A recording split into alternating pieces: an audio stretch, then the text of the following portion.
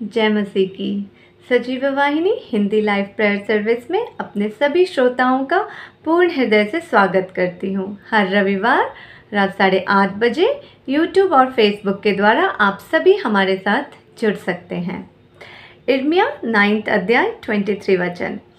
यहोवा यूँ कहता है, बुद्धिमान अपनी बुद्धि पर घमंड ना करे, न वीर अपनी वीरता पर, न धनी अपने धन पर घमंड करे, परंतु जो घमंड करे वह इसी बात पर घमंड करे कि वह मुझे जानता और समझता है कि मैं ही वह यहोवा हूँ जो पृथ्वी पर करुणा, न्याय और धर्म के काम करता है, क्योंकि मैं इन्हीं बातों से प्रसन्न रहता हूँ। वचन कहता है, हम सभी लोग अपने जीवन काल में बहुत सारी सफलता को हासिल करते हैं, पद प्रतिष्ठा को प्राप्त करते हैं और अपनी बुद्धि और ज्ञान से सांसारिक ऊंचाइयों को भी प्राप्त कर लेते हैं। और ऐसी स्थिति में हम गर्व और घमंड करने लगते हैं अपनी हर उस उपलब्धि और कार्य सिद्धि पर जो ईश्वर की दृष्टि में व्यर्थ है। तुम्हारा घमंड जो सांसारिक है, दुनियादारी से है, धन संपदा से है, प्रभु कहते हैं जो कुछ मेरी इच्छा के बिना है वो सब कुछ बेकार है और व्यर्थ है, किसी काम का नहीं है। क्योंकि जो कुछ तुमने हासिल किया है उसमें ना तो करुणा है और ना न्याय है और ना ही तुमने धर्म का पालन किया है। प्रभु कहते हैं, बिना मेरी सहायता के और बिना मेरे उद्देश्य के तुम कुछ नहीं कर सकते। घमंड करना है तो इस बात का करो कि परमेश्वर की दृष्टि तुम पर है और तुम परमेश्वर की दृष्टि में हो और तुम्हारी सारी काबिलियत प्रभु से है और प्रभु में ही होनी चाहिए। क्योंकि इस पृथ्वी पर जो कुछ होता है वो सब हमारे सच्चे, जीविता, परिशुद्ध और पवित्र परमेश्वर के उद्देश्य और आदेश के अनुसार होता है। और जो कोई व्यक्ति उनके आदेश और उद्देश्य, नीति, न्याय, धर्म के अनुसार चलता है, परमेश्वर उनसे प्रसन्न रहता है। प्रभु को प्रसन्न करते हुए उनकी प्रशंसा में प्रार्थना और गीत गाते हुए आगे बढ़ते हैं। जय मसीह की। आमीन।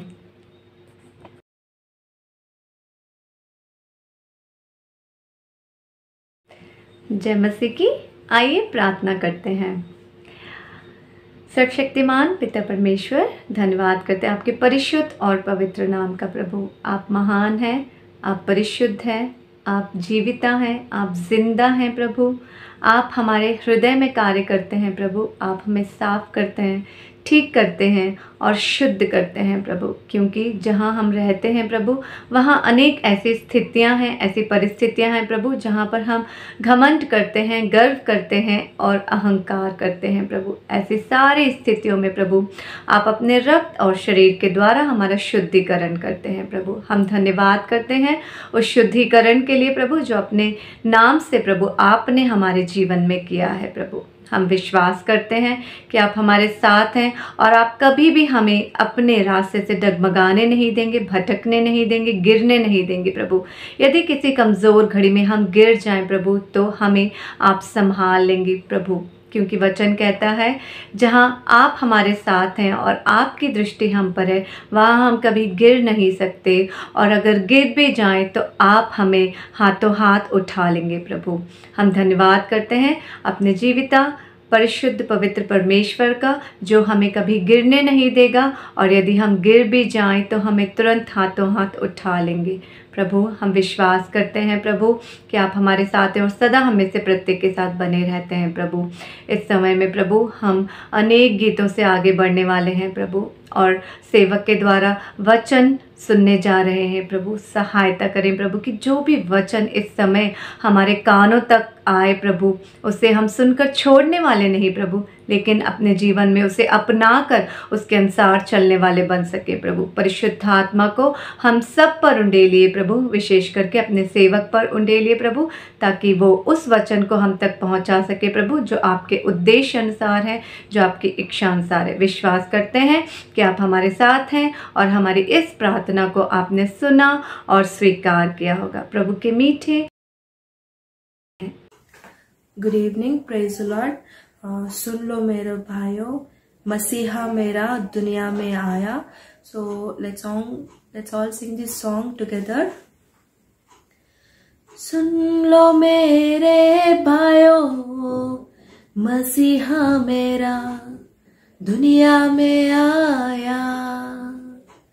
सुन लो मेरे भाइयों, मसीहा मेरा दुनिया में आया। दुनिया में आया, मुक्ति को लाया। दुनिया में आया, मुक्ति को लाया। लोगों को आने बचाया, बचाने यीशु दुनिया में आया। लोगों को आने बचाया, बचाने यीशु दुनिया में लाया। सुन लो मेरे भाइयों, मसीहा मेरा दुनिया में आया। अंधों को आंखें, गूंगों को बोले। अंधों को आंखें, गूंगों को बोले। बहरों को शब्द सुनाया, सुनाए यीशु दुनिया में आया। बहरों को शब्द सुनाया, सुनाए यीशु दुनिया में आया। सुन लो मेरे भाइयों, मसीहा मेरा दुनिया में आया। जब हम गुनाह में पड़े हुए थे, जब हम गुनाह में पड़े हुए थे, अद्भुत प्रेम दिखाया, दिखाने यीशु दुनिया में आया। अद्भुत प्रेम दिखाया, दिखाने यीशु दुनिया में आया। सुन लो मेरे भाइयों, मसीहा मेरा दुनिया में आया। सुन लो मेरे भाइयों, मसीहा मेरा दुनिया में आया। हालेलुया। प्रभु यीशु मसीह की जय हो। आइए प्रार्थना करते हैं। प्रभु यीशु, आज हम आपकी उपस्थिति में आपके वचन को सुनने के लिए आए हैं और मैं प्रार्थना करता हूं कि हर एक व्यक्ति, बच्चा जो भी इस वचन को सुनेगा, आप उनको स्पर्श करेंगे, उनको छुएंगे और अपनी आशीष से भर देंगे उनके जीवन को। हमारे तन, मन, सोच, विचार, दिलो दिमाग को अभी छुइए यीशु मसीह के नाम पे, पवित्र आत्मा की शक्ति के द्वारा। ऐसा ही हो। आमेन, आमेन। एक किंडरगार्टन का अध्यापक अपने छात्रों के बीच में चल रहा था और देख रहा था कि बच्चे क्या बना रहे हैं। और जैसे ही वो एक बच्ची के पास आया जो एक चित्र बना रही थी, उसने इस बालिका से पूछा कि आप क्या कर रही हो, क्या कर रही हैं? और ये बालिका उत्तर दी कि मैं परमेश्वर का चित्र बना रही हूं। तो ये अध्यापक बोले, अरे वाह, ये तो बहुत बड़ा कार्य कर रही हो आप, लेकिन परमेश्वर कैसा दिखता है और कैसा है ये कोई नहीं जानता।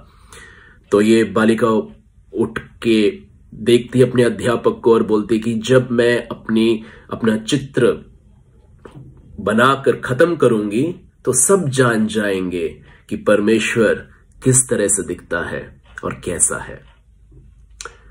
भाइयों और बहनों, हर एक के दिलो दिमाग में एक चित्र है कि इस तरह से दिखता है परमेश्वर, या इस तरह का है परमेश्वर।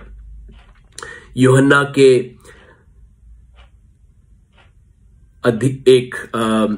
14वें अध्याय में फिलिप्पुस प्रभु यीशु से कहते हैं, हे प्रभु, पिता को हमें दिखा दें, यही हमारे लिए बहुत है।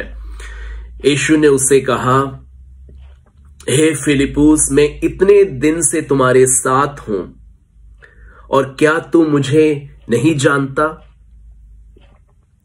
जिसने मुझे देखा है उसने पिता को देखा है। तू क्यों कहता है कि पिता को हमें दिखा? तो प्रभु यीशु जब इस भूमि में थे, इस पृथ्वी पे थे, उनका एक ही एक मकसद था कि वह प्रकट कर सकें या परमेश्वर का खुलासा कर सकें और लोगों को बताएं और दिखाएं कि परमेश्वर किस तरह का है। और जिसने भी प्रभु यीशु को देखा, उसके वचन को सुना, उनके व्यवहार को देखा, उनकी सोच को देखा, उनके कार्यों को देखा, वो देख रहे थे किस तरह का है ये परमेश्वर। क्योंकि जिसने यीशु को देखा है उसने पिता को देखा है, यीशु कहते हैं। और हम देखते हैं सुसमाचार में कि प्रभु यीशु बहुत सारे कथाओं और कहानियों के द्वारा अपने सुनने वालों को परमेश्वर के बारे में, परमेश्वर का एक चित्र बनाते रहे। मैं आज आपका ध्यान लूका के 15वें अध्याय की तरफ लेके जाना चाहता हूं। मैं इस तरफ देख रहा हूं क्योंकि मेरे सामने लैपटॉप है और वहीं पे मेरा बाइबल के वर्सेस आएंगे, तो इसीलिए मैं थोड़ा सा इधर देखूंगा बीच बीच में। तो चलिए देखते हैं लूका 15 अध्याय। और ये बहुत जरूरी है कि ये 15वें अध्याय को पढ़ने से पहले हम 14वें अध्याय का जो अंतिम वाक्य है उसको पढ़ें। और 14वें अध्याय का 35वें वाक्य का अंतिम ये वाक्य है कि यीशु मसीह कह रहे हैं, जिसके सुनने के कान हो वह सुन ले।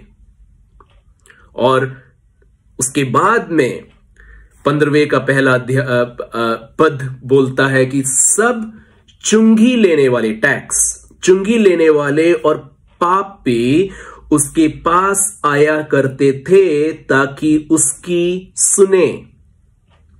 तो प्रभु यीशु पहले क्या बोले? जिसकी सुनने के कान हो वह सुन ले। और आज ये मेरी प्रार्थना है कि जैसे मैं वचन को आपके सामने प्रस्तुत कर रहा हूं कि जिसके सुनने के कान है वह सुन ले। आपके कान खुल जाएं कि आप सुने परमेश्वर का सत्य वचन और जाने अपने दिल में, अपने मन में, अपने हृदय में कि ये परमेश्वर कैसा है। तो ये कहता है कि सब चुंगी लेने वाले और पापी उसके पास आया करते थे ताकि उसकी सुने। दूसरा पद, पर फरीसी और शास्त्री कुड़कुड़ा कर कहने लगे, यह तो पापियों से मिलता है और उनके साथ खाता भी है। तो यहां पे हम देख रहे हैं कि दो तरह के लोग हैं। एक, पवित्र शास्त्र कहता है कि ये पापी लोग थे, ऐसे लोग जिनको समाज नीचा देखता था, धिक्कारता था। ऐसे लोग प्रभु यीशु से सुनने के लिए और उनके साथ रहने के लिए आए कि वो देखे कि इस आदमी में ऐसा कुछ है कि ये हमें स्वीकारता है, ये हमें अपना है, इस तरह से हमारे साथ व्यवहार करता है, हमें हमसे इसके अंदर से एक प्रेम निकल रहा है और मेरा दिल, मेरा हृदय इस प्रेम को स्वीकार करने के लिए बस इस प्रभु से क्या बोल रहा है, ये क्या कह रहा है, मुझे सुनना है। इस तरह से एक आशा और उत्साह के साथ ऐसा एक ऐसे लोग सुन रहे थे। और पवित्र शास्त्र कहता है, दूसरा पद बोल रहा है, पर फरीसी और शास्त्री। तो ये कौन है फरीसी और शास्त्री? ये ऐसे लोग हैं जो शास्त्र को अच्छी तरह जानते हैं, पढ़ते हैं शास्त्र को, ये प्रार्थना भी करते हैं, ये उपवास भी करते हैं, ये दशांश भी देते हैं, ये सब कुछ जो भी लिखा है करने के लिए तैयार हैं। लेकिन इतना कुछ पढ़ने के बाद भी उनको उनके अंदर एक खुलासा नहीं हुआ कि परमेश्वर कैसा है, क्योंकि वो यीशु को देख रहे हैं और वो तोल रहे हैं यीशु को जो वो जानते हैं, और उस तोल में यीशु फिट नहीं हो रहे हैं। बोल रहे परमेश्वर ऐसा कैसे हो सकता है कि ये पापियों से बात करता है, पापियों से प्यार करता है, पापियों के साथ खाना खा रहा है, ये कैसे हो सकता है।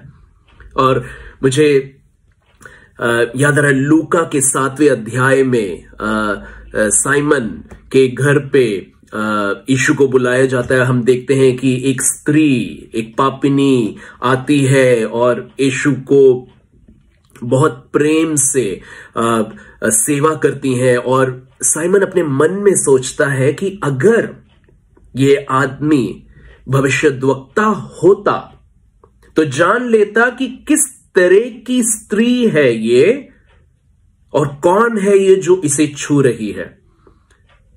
क्योंकि साइमन ये नहीं समझ पाया कि यीशु मसीह परमेश्वर जैसे हैं, उस तरह से व्यवहार कर रहे हैं। क्योंकि साइमन के दिल और दिमाग में परमेश्वर का एक चित्र था, और वह इस मसीह के व्यवहार के साथ वो तोल नहीं कर पाया, फिट नहीं कर पाया।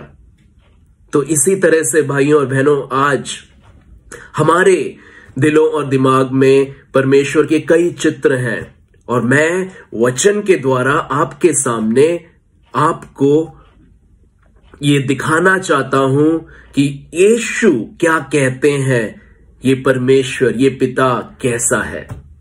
तो आइए आगे बढ़ते हैं। तो ये फरीसी और शास्त्री कुड़कुड़ा कर कह रहे थे ये तो पापियों से मिलता है और उनके साथ खाता भी है। तब उसने उनसे ये दृष्टांत कहा, और हम देखेंगे 15वें अध्याय में 3 से 7 तक एक दृष्टांत यीशु कहते हैं। आज हम उस पे नहीं ध्यान देंगे, मैं दूसरे एक दृष्टांत की तरफ जा रहा हूं। लेकिन मैं एक चीज आपको, आपकी सोच में, आपकी समझ में ये डालना चाहता हूं कि बहुत बाइबलों में पढ़ने को मिलेगा कि ये खोई हुई भेड़ का दृष्टांत है। लेकिन बस मैं एक सोच आपके साथ छोड़ना चाहता हूं कि ये खोई हुई भेड़ का दृष्टांत नहीं है,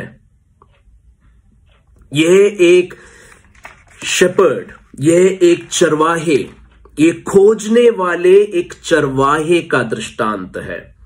यह एक कहानी है एक खोजने वाले चरवाहे की, जब उसकी एक भेड़ खो जाती है, वो किस तरह से उस भेड़ के पीछे जाता है और तब तक रुकता नहीं है जब तक उसने इस भेड़ को पा नहीं लिया और देख नहीं लिया और ले नहीं लिया, अपने सीने से लगा के, अपने कंधे पे लगा के वापस आता है। और पवित्र शास्त्र कहता है कि वो इतना आनंदित होता है कि अपने मित्रों और पड़ोसियों को इकट्ठा करके बोलता है कि मेरे साथ आनंद करो, क्योंकि मेरी खोई हुई भेड़ मिल गई है।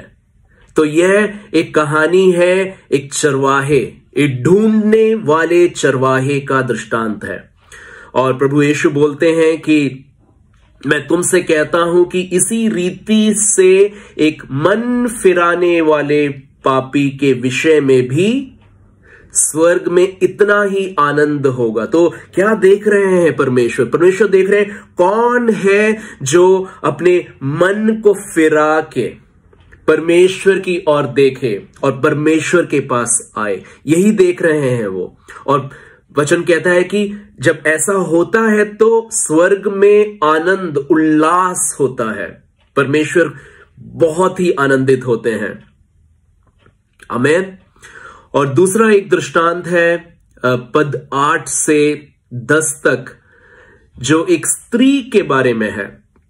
हमारे बाइबलों में शायद लिखा होगा खोए हुए सिक्के का दृष्टांत, लेकिन मैं कहना चाहता हूं ये खोए हुए सिक्के का दृष्टांत नहीं है, ये एक दृष्टांत है उस स्त्री का जो अपने खोए हुए सिक्के के लिए पूरे घर को साफ करके बोलते हैं कि दिया जलाकर और घर झाड़ बुहार कर जब तक मिल न जाए जी लगाकर खोजती रहे, और जब उसको वो सिक्का मिल जाता है तो वचन कहता है कि वो अपनी सखियों और पड़ोसिनों को इकट्ठा करके कहती है कि मेरे साथ आनंद करो क्योंकि मेरा खोया हुआ सिक्का मिल गया है।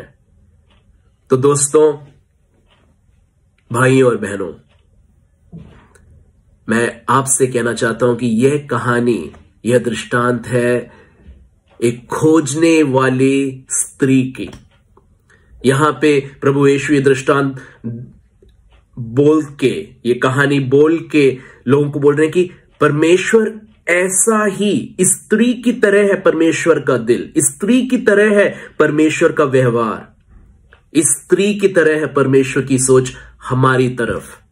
तो आज अगर कोई सोच रहा है कि मैं खो गया हूं, मैं मर रहा हूं, मुझे कौन देखता है, मैं कहना चाहता हूं कि स्वर्ग में एक परमेश्वर है जो आपको देखता है और आपके पीछे आ रहा है और आया है, और उसका नाम इम्मानुएल है, खुदा हमारे साथ, परमेश्वर हमारे साथ। आइए देखते हैं 11वें पद से। 11वें पद में यीशु मसीह कह रहे हैं, फिर उसने कहा किसी मनुष्य के 2 पुत्र थे। दोबारा मैं आपको ध्यान दिलाना चाहता हूं, ये कथा, ये दृष्टांत एक पुत्र का नहीं है। जनरली हमारे बाइबल्स में लिखा होगा उड़ाऊ पुत्र का दृष्टांत, लेकिन मैं कहना चाहता हूं ये एक बहुत अच्छे पिता का दृष्टांत है। क्योंकि कहानी कैसे शुरू होती है, किसी मनुष्य के 2 पुत्र थे, मतलब किसी पिता के 2 पुत्र थे। ये कहानी है एक पिता की। आइए देखते हैं क्या होता है इस कहानी में। उनमें से छोटे ने पिता से कहा, हे पिता, संपत्ति में से जो भाग मेरा हो वह मुझे दे दीजिए। मतलब छोटा बेटा आके बोल रहा है कि मेरे लिए आप मर चुके हो, क्योंकि यहूदी समाज में संपत्ति को अगर बांटना है इसका मतलब यह है कि पिता का देहांत हो चुका है, पिता गुजर चुके हैं। लेकिन उससे पहले जिंदा होते हुए यह छोटा बेटा आके बोल रहा है कि एक तरह से बोल रहा है कि मेरी नजरों में आप मरे हुए हो, मेरा जो भाग है बंटवारा करो और मेरा जो भाग है मुझे दे दो।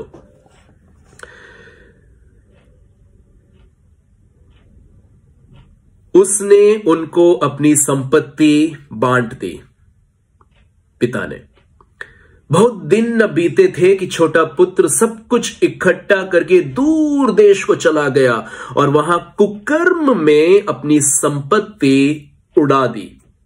ये एक ऐसा बेटा था, ये एक ऐसा नवयुवक था जिसको कुछ रोमांच चाहिए था, उसको जिंदगी में और कुछ करना था और वो देखना चाहता कि जिंदगी में क्या क्या है, और उसकी सोच और उसकी समझ के हिसाब से उसने अपने जीवन को कुकर्म में उड़ा दिया। 14वां पद, जब वह सब कुछ खर्च कर चुका तो उस देश में बड़ा अकाल पड़ा और वह कंगाल हो गया, उसके पास कुछ भी नहीं रहा। इसलिए वह उस देश के निवासियों में से एक के यहां जा पड़ा। उसने उसे अपने खेतों में सूअर चराने के लिए भेजा। एक यहूदी युवक को सूअर चराने का कार्य दिया गया है, और यह एक बहुत नीचा कार्य है एक यहूदी के लिए, क्योंकि यहूदियां सूअरों के पास या सूअरों का देखभाल करने का कार्य नहीं करते हैं। तो एक बहुत ही नीचा कार्य उस समाज के हिसाब से एक यहूदी को दिया गया। तो यह होता है जब हम पिता से दूर, पितार को धिक्कार के, पितार का कोई सम्मान किए बिना जब हम दूर जाते हैं, तो यह होती है हमारी स्थिति। आगे पढ़ते हैं।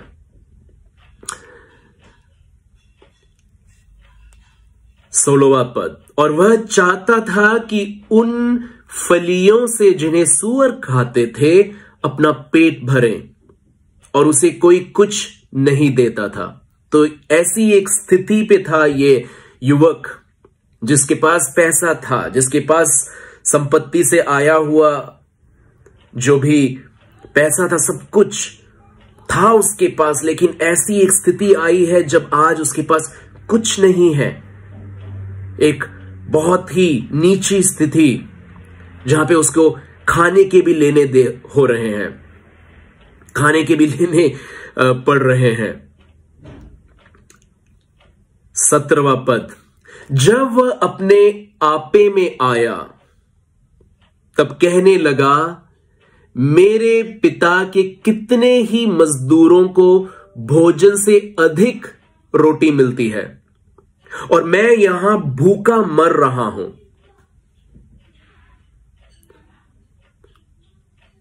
पवित्र शास्त्र कहता है कि वो अपने आपे में आया। तो ऐसी स्थितियों में हमारे दिमाग खुल जाते हैं और हम अपने आपे में आते हैं।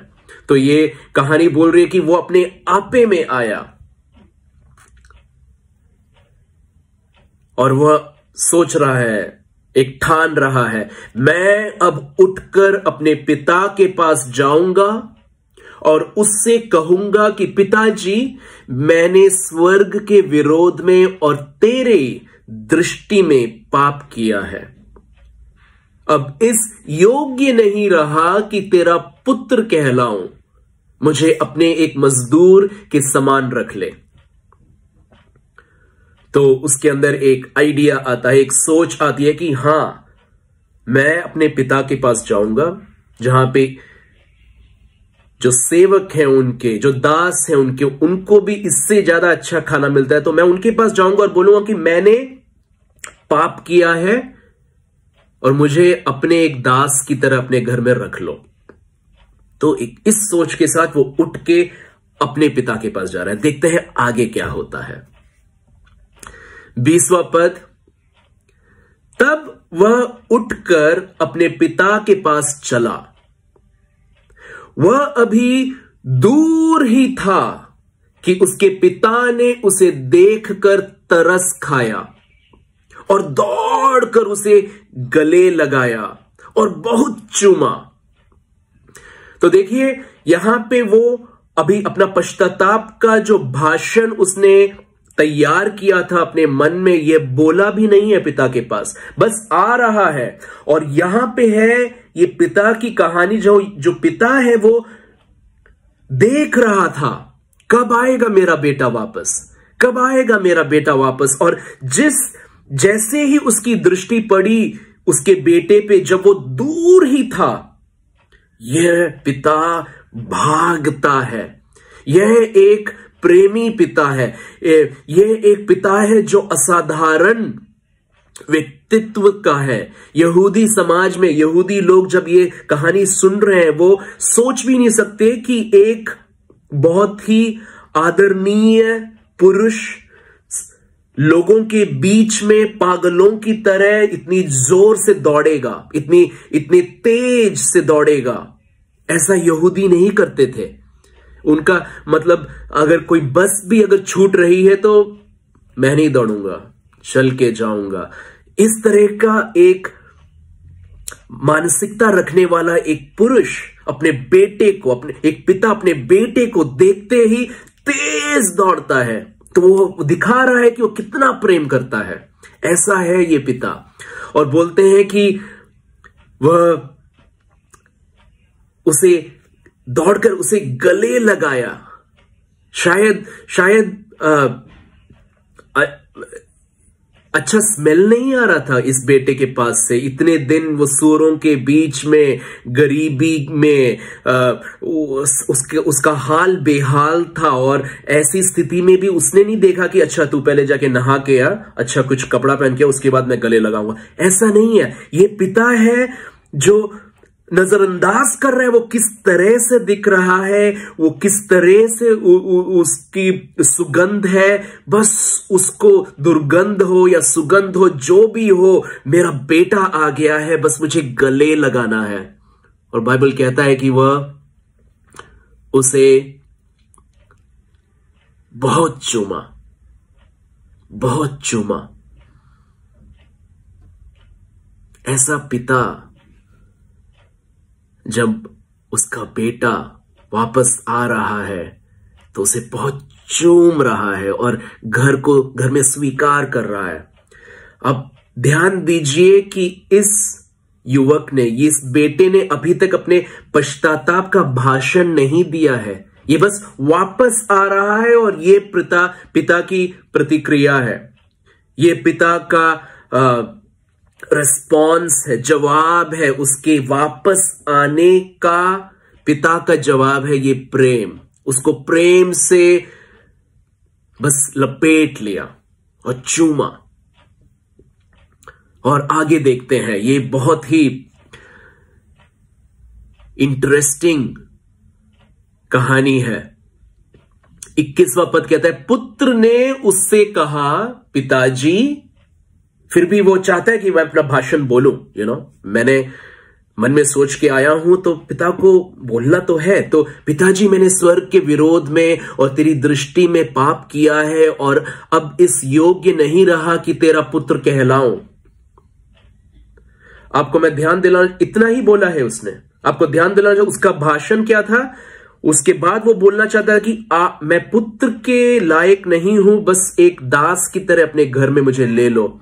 लेकिन पिता ये सब सुन भी नहीं रहा है। वो इतना हर्ष उल्लासित, इतना आनंदित है कि वो नजरअंदाज कर रहा है कि ये क्या बोल रहा है। बोलते हैं क्या बोल रहा है। परंतु पिता ने अपने दासों से कहा, झट अच्छे से अच्छा वस्त्र निकालकर उसे पहनाओ। झट अच्छे से अच्छा वस्त्र निकालकर उसे पहनाओ और उसके हाथ में अंगूठी, मतलब उसको मैं अपना अधिकार वापस दे रहा हूं। उसको मैं एक नया अधिकार दे रहा हूं कि वो दोबारा इस घराने का व्यापार कर सके। उस जमाने में ये जो अंगूठी है, इसके साथ व्यापार किया जाता था। आज के जमाने जैसे हस्ताक्षर होते, उसी तरह से इस तरह इसका एक स्टैम्प, उसका एक हस्ताक्षर इस अंगूठी से मार के व्यापार किया जाता। तो पिता बोल रहे कि तू मेरा बेटा है और जो भी मेरा है वो तेरा है और तू सब कुछ कर सकता है जो पहले करता था, और मैं तुझे अधिकार दे रहा हूं। अंगूठी पहना दी और पांवों में जूतियां पहनाओ। और उस समाज में जूतियां घर में वही पहनते थे जो मालिक थे, जो दास हैं, जो सेवक थे, वो जूतियां नहीं पहनते थे। तो तुरंत बोल रहा है कि तू मेरा बेटा है। और दोबारा मैं आपको ये याद दिलाना चाहता हूं कि ये बेटा कहना चाहता था कि मुझे रख लो एक दास की तरह, लेकिन पिता बोल रहा है कि उसको अच्छे से अच्छा वस्त्र पहनाओ, अंगूठी पहनाओ और पहनाओ जूतियां, और पला हुआ पशु लाकर मारो ताकि हम खाएं और आनंद मनाएं। क्योंकि मेरा यह पुत्र मर गया था, फिर जी गया है, खो गया था, अब मिल गया है। और वे आनंद करने लगे। तो मैं चाहता हूं कि आप इस चित्र को, इस कहानी को अपने दिमाग में, अपने दिलों में इस चित्र को देखें कि यहां पे हर्ष उल्लास हो रहा है। ये पिता है जो बहुत ही आनंदित है कि मेरा बेटा जो मर गया था जी गया है, खो गया था वो मिल गया है। और दोबारा मैं आज कहना चाहता हूं कि आज कोई भी अगर यहां पे है जो सोचता है कि मैं खो गया हूं या खो गई हूं, मेरा जीवन एक तरह से मर रहा है, मुझे कौन देखता है? मैं कह रहा हूं कि प्रभु यीशु इस कहानी के द्वारा आपको आपके सामने प्रस्तुत कर रहे हैं। ये पिता परमेश्वर जो इसी तरह का है, जो आपकी तरफ दौड़ता है, आपको गले लगाता है और आपको चुंबन करता है, आपको चूमता है और आपके ऊपर सबसे अच्छे वस्त्र धारण करने के लिए देता है और आपके लिए नया अधिकार देता है और अपने पुत्र और अपनी पुत्री की तरह स्वीकार करते हैं। यह है हमारे पिता परमेश्वर। अगला पद, परंतु उसका जेठा पुत्र खेत में था। जब वह आते हुए घर के निकट पहुंचा तो उसने गाने बजाने और नाचने का शब्द सुना। अतः उसने एक दास को बुलाकर पूछा, ये क्या हो रहा है? मतलब शामियाना चल रहा है, बैंड बाजा, बिरयानी की खुशबू आ रही है। किसी ने मुझे बताया नहीं क्या हो रहा है मेरे घर में। तो ये एक दास को बुला के पूछता है कि भैया हो क्या रहा है, बताओ जरा हमें।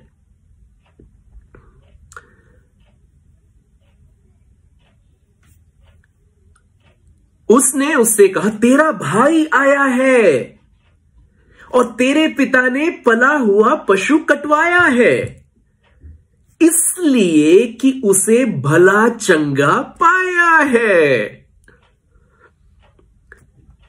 28वां पद, यह सुनकर बड़ा भाई हर्ष उल्लासित हुआ।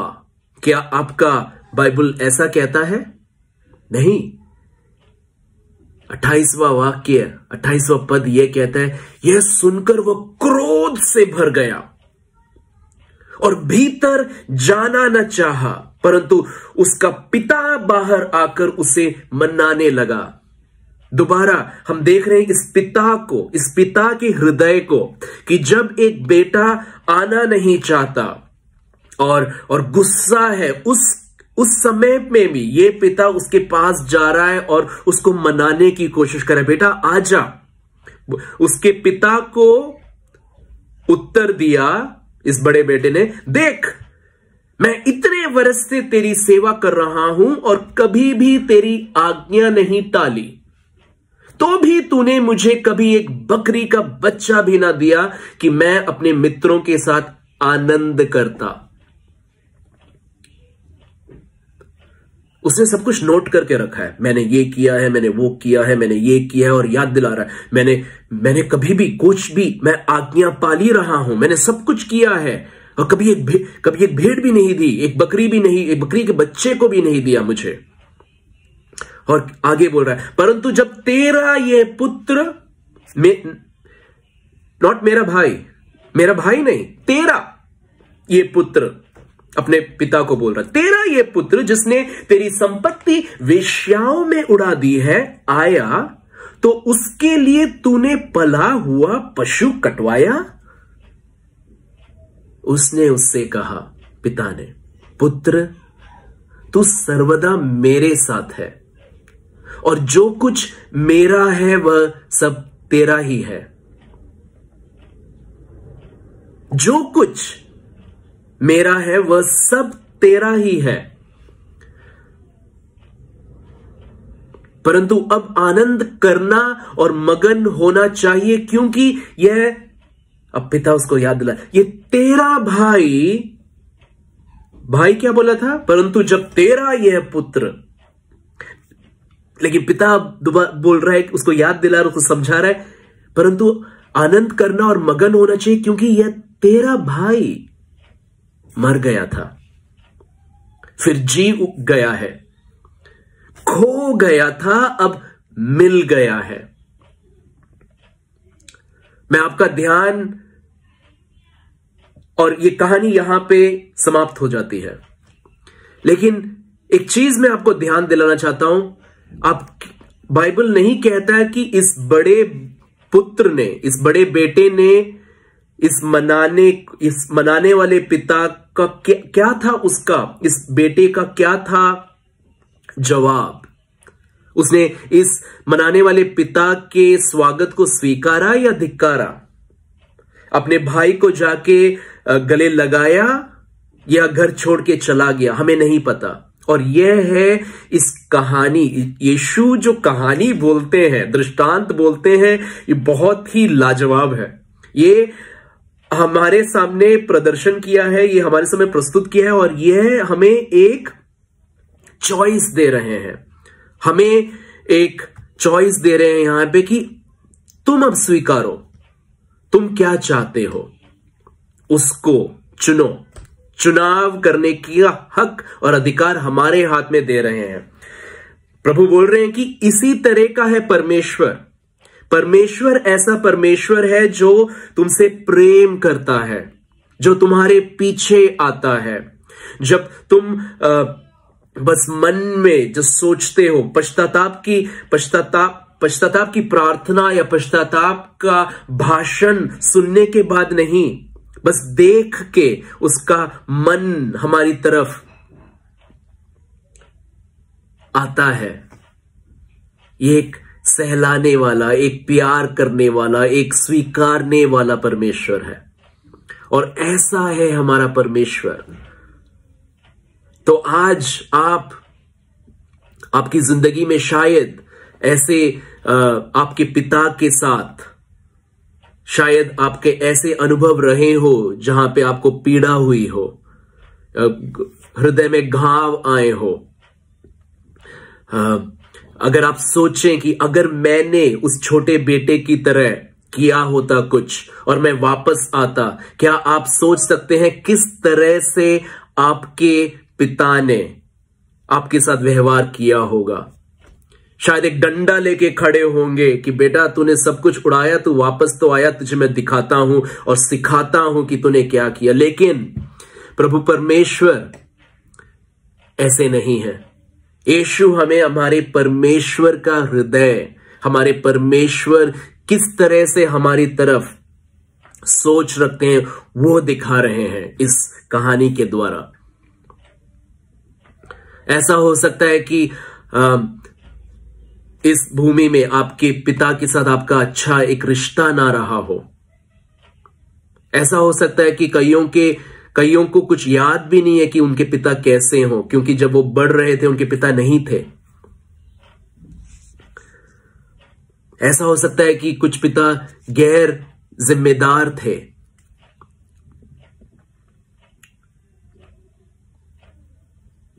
लेकिन प्रभु यीशु हमें बता रहे हैं कि हमारा जो स्वर्गीय पिता है, परमेश्वर जो है, वो ऐसा नहीं है। वो एक दयालु पिता है, वो कृपा से भरा हुआ पिता है, जो हमें गले लगाना चाहता है और हमें चूमना चाहता है। तो भाइयों, बहनों और बच्चों, मैं आपके साथ यह सत्य छोड़ना चाहता हूं कि हमारे जो परमेश्वर हैं बहुत भले हैं, बहुत अच्छे हैं। और यही था प्रभु यीशु का मकसद कि वो सिखाएं, दिखाएं कि किस तरह के हैं ये पिता परमेश्वर। तो चलिए हम प्रार्थना करते हैं। मैं आपके लिए प्रार्थना करता हूं और मैं चाहता हूं कि आप अपने दिल को, दिमाग को खोलें और स्वीकार करें परमेश्वर के स्नेह को, क्योंकि यह यीशु इस पिता परमेश्वर के प्रेम को दिखाने के लिए सूली पे चढ़ गए थे और अपने रक्त, अपना बलिदान दिया और अपने रक्त को बहाया। और परमेश्वर का वचन कहता है इब्रानियों के 8 और 12 में, जो नई वाचा है उनके रक्त के द्वारा जो बना है, वो कहता है कि मैं उनके अधर्म के विषय में दयावंत हूंगा।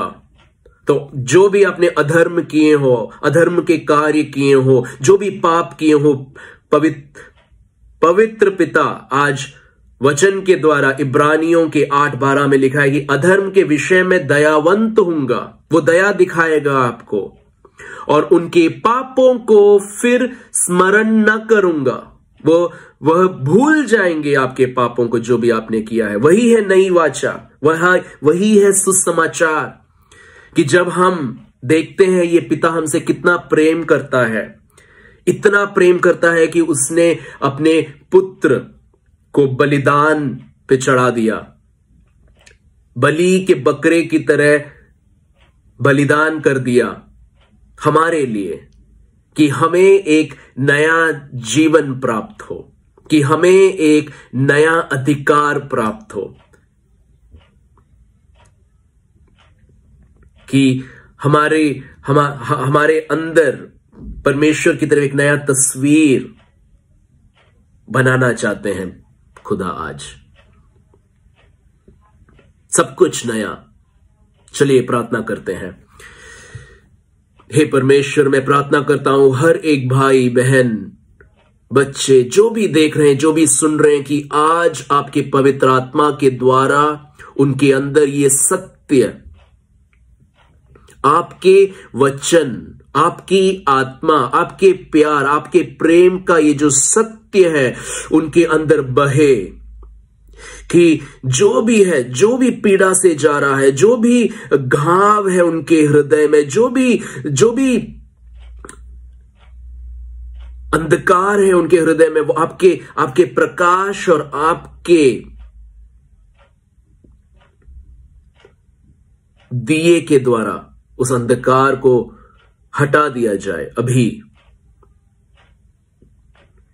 प्रभु, मैं प्रार्थना करता हूं कि आप छुएं हर एक को। आप बात कर रहे हैं उस बहन से, आप बोल रहे हैं कि मैं जानता हूं किस तरह से तेरी जिंदगी व्यतीत हुई है, मैं जानता हूं किस तरह से तेरा बॉस तेरे से व्यवहार कर रहा है, लेकिन इस दृष्टि से जब तू जाने कि मैं तुझसे कितना प्रेम कर रहा हूं और मैं कितना कृपालु हूं, यह तुझे शक्ति देगा उस बॉस की तरफ कृपालु होने के लिए। हो सकता है कोई पति या पत्नी या भाई या बहन या कोई रिश्तेदार, उनके बीच में कुछ दरार है, लेकिन आज इस कहानी, इस सत्य वचन को सुनने के बाद आपके अंदर एक परमेश्वर के द्वारा, पवित्र आत्मा के द्वारा एक नई शक्ति आ रही है, जो आपको बोल रही है कि परमेश्वर तुझसे कितना प्रेम करता है। परमेश्वर तेरी गलतियों को नहीं देखता, तेरे पापों को नहीं देखता, सबको नजरअंदाज करके तुझे स्वीकारता है। और मैं चाहता हूं कि आज तू भी इसी तरह से अपने भाई, अपने बहन, अपने रिश्तेदार, अपने दोस्तों की तरफ कृपालु बन। ये शक्ति आप अपनी तरफ से नहीं बना सकते, ये पवित्र आत्मा आपको ये शक्ति देगी। और मैं प्रार्थना करता हूं कि हर एक घाव आपके मन में जो है, पवित्र आत्मा के द्वारा यीशु के नाम में एक चंगाई होगी, सर से पांव तक। अभी यीशु के नाम में किसी को भी अगर दर्द है तो दर्द चला जाएगा। अगर कोई रोग है, कोई रोगी है हमारे मध्य में आज, तो परमेश्वर की पवित्र आत्मा, यीशु की पवित्र आत्मा आपके ऊपर आ रही है अभी और आपको चंगाई दे रही है। जो अंधकार में बैठा है, आप प्रकाश प्राप्त कर रहे हैं। एक नई आइडेंटिटी आपको दी जा रही है कि आप एक पुत्र हैं, आप एक पुत्री हैं, और ये जो परमेश्वर है वो आपका पिता है। यीशु आपसे प्रेम करता है और उसका नाम इम्मानुएल है, आपके साथ रहने वाला, आपको प्रेम करने वाला। तो मैं प्रार्थना करता हूं कि प्रभु की आशीष आप सबके साथ रहे, प्रभु की कृपा से आप भर जाएं और प्रभु की शक्ति और उसका सामर्थ और उसका कार्य आप अपने जीवन में अपनी आंखों से देखें। यीशु के नाम में मैं ये प्रार्थना करता हूं, आमेन, आमेन।